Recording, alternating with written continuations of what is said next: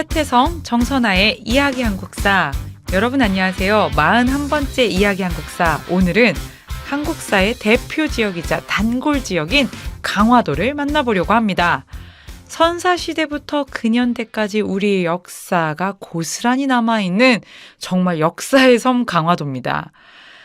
강화도는요, 인천광역시에 지금 있는 섬인데요.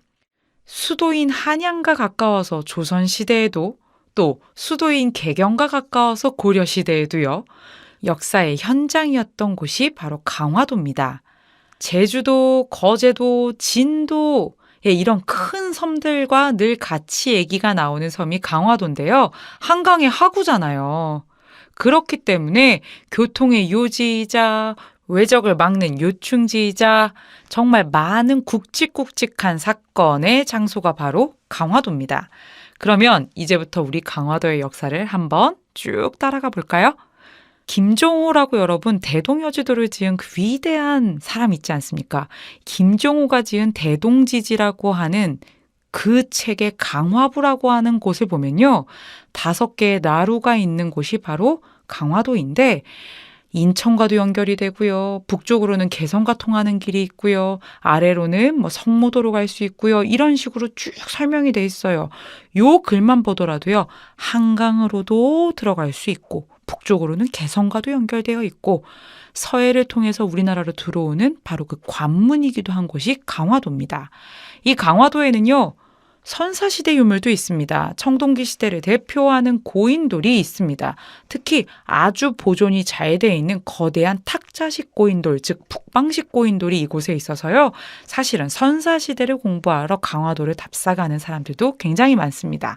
이뿐만 아니라 우리 민족에 우리가 시조라고 얘기를 하는 당군 있지 않습니까? 당군과 관련된 유적도 역시 강화도에 있습니다. 만이산의 참성단이라고 있는데요. 단군이 하늘에 제사를 올리기 위해 쌓은 제단이라고 전해지고 있어요. 그래서 계속 고쳐 쌓았기 때문에 지금에 있는 참성단이 원래 그때의 모습이다라고 말할 수는 없지만 개천절 행사를 하고 있는 바로 그곳, 전국체전의 성화가 처음에 쫙 시작되는 바로 그곳, 우리 민족의 고조선과 관련된 바로 그곳도 강화도구나라는 걸 알고 넘어가시면 좋겠습니다. 그럼 이제 본격적으로 강화도 이야기가 나오는 것은 언제냐? 그렇죠. 고려시대입니다. 13세기 고려에 몽골이 침략을 합니다. 몽골의 제1차 침략인데요. 이때 고려와 몽골은 강화를 해요. 그런데 고려의 그 당시 무신집권기였는데 이 집권자가 생각을 바꿉니다. 그래서 장기 항전 태세로 돌입을 해요. 그러면서 수도인 개경을 떠나서 이들이 온 곳이 바로 어디냐? 강화였습니다.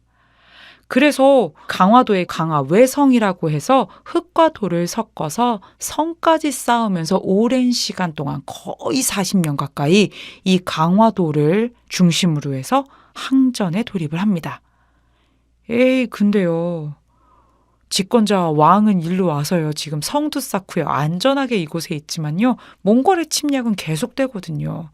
그래서 실제로 한반도의 곳곳은 이 몽골의 침략으로 인해서 황폐화되고요. 어려움을 당하고요. 백성들이 죽어나가고요. 이런 일을 겪게 됩니다. 그런데 그 당시 기록에 보면요.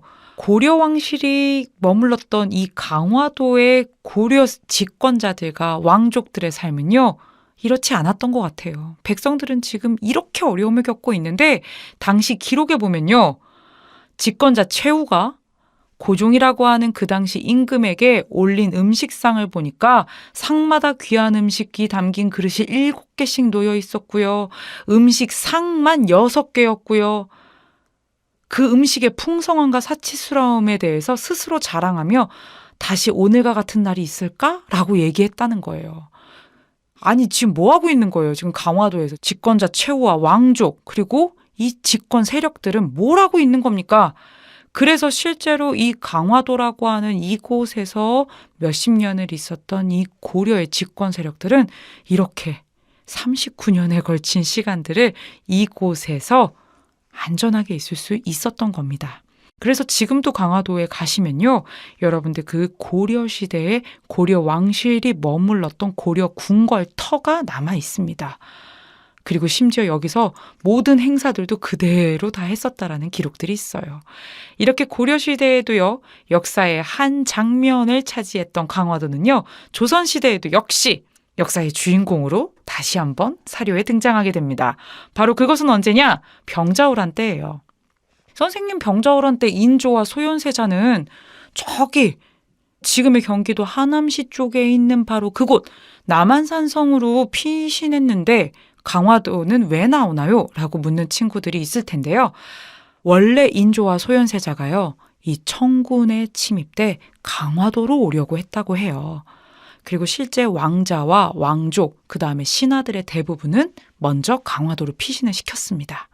그리고 왕과 세자가 이 강화도로 오는 도중에 청군에 의해서 길이 막히면서 이들이 말머리를 돌려서 남한산성으로 들어간 것입니다. 그래서 병자호란의 마지막이 어떻게 끝이 나느냐?